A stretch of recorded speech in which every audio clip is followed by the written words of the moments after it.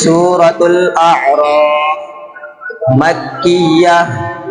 बिस्मिल्लाहिर रहमानिर रहीम। सूरत का 9वां रुकू, सिपारे का 18वां रुकू। व इला तमूद अखाहुम सालिहा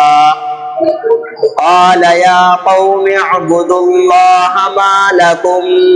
मिन इलाहिन ग़ैरुहु قد جاءتكم بينة من ربكم هذه ناقة الله لكم آية فذروها تأكل في أرض الله ولا تمسوها بسوء فيأخذكم عذاب أليم واذكروا إذ جعلكم خلفاء من بعد عاد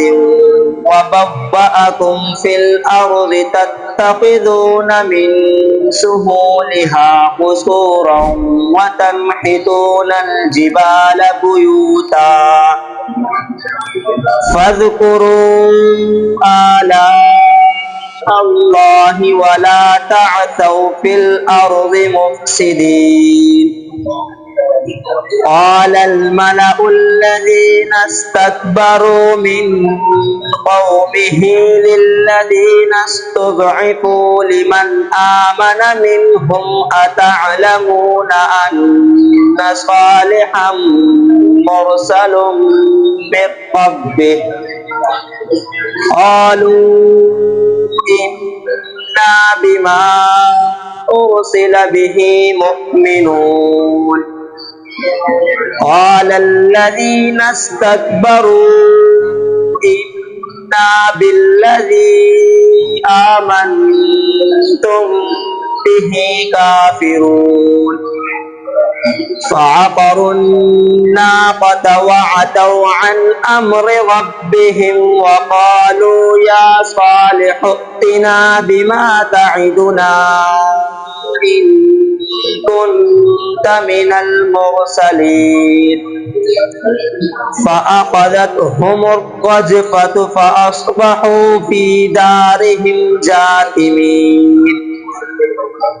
فتولى عنهم وقال يا قوم لقد أبلغتكم رسالة ربي ونصحت لكم ولكن لا تحبون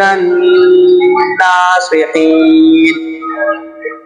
ولوطا إذ قال لقومه أتأتون الفاحشة ما سبقكم بها من أحد من العالمين إنكم لتأتون الرجال شهوة من دون النساء بل أنتم قوم مسرفون وما كان جواب قومه إلا أن قالوا أخرجوهم من قريتكم إنهم أناس يتطهرون فأنجيناه وأهله إلا امرأته كانت من الغابرين وأمطرنا عليهم مطرا فانظر كيف كان عاقبة المجرمين